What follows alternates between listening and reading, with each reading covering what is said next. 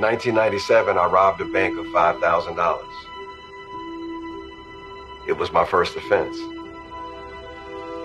But because armed robbery is considered a crime of violence, I was sentenced to 60 years in prison without the possibility of probation, parole, or suspension of sentence. I missed a lot of things. I missed first days of school, birthday parties. I missed holidays, graduations. I missed it all. You might be thinking, the guy robbed a bank. Don't do the crime if you can't do the time. I agree. I committed a wrong. However, long, harsh, lengthy sentences do far more harm than good. The United States is the incarceration capital of the world, and Louisiana leads our nation. Here in Louisiana, there are more people serving life without parole than Arkansas, Alabama, and Texas combined. And almost 75% of those lifers are black. The good news is Louisiana Governor Bel Edwards is interested in reforming our criminal justice system. Governor Edwards signed into law a major criminal justice reform package that was aimed at reducing our prison population. But if he intends to keep his promises, he must work with the legislature to pass a new law ending life sentences without parole, even for violent offenses like mine.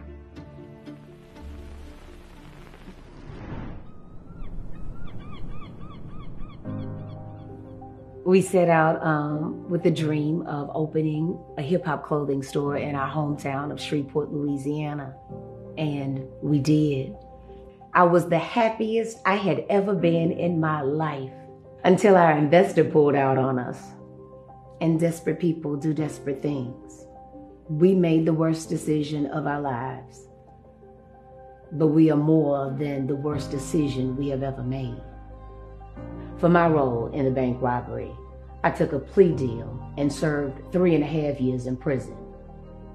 When you have a loved one that is incarcerated, the entire family does time. We did 21 years every day, day for day, with my husband.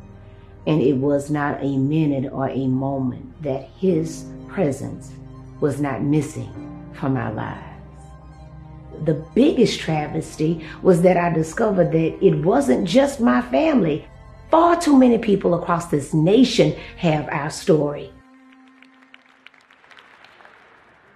And now, for the reason we are all here, the presentation of the 2021 candidates for graduation. This weekend, I am graduating from college, and it's also the first graduation where I'll have my father home to celebrate with me. Everybody talks about the nuclear family and the importance of having mom and dad home, something we didn't have. My brothers and I turned out fine, thanks to the love of our family.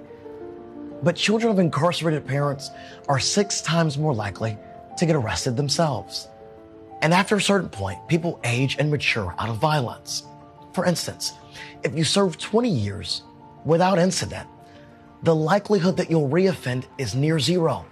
The data and the stats are clear. Life sentences aren't helpful. In fact, they're detrimental. Freedom, Fox, Richardson. We love you, freedom! Woo! Yeah, baby! Love you too, man. Congratulations, boy. Thank you, thank you. Yeah, you deserve it. One step closer, man. After 21 years in prison, Governor Edwards granted my clemency request. And it was the best day of my life. But clemency for a few individuals like me won't fix a broken system. Life without parole isn't making us any safer, and it's costing taxpayers billions of dollars. Some U.S. states are finally coming around. A bill in Vermont could make it the first state to completely ban life without parole. And California recently expanded parole opportunities for aging offenders. But Louisiana is the incarceration capital of the world. If we can end life sentences in Louisiana, we can do it anywhere. And to Governor Edwards, I implore you to work with our legislature to pass a bill that ends life without parole now.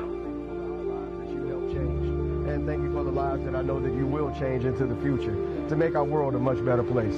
So for that, I salute you. We can repair the criminal justice system by letting lifers live again.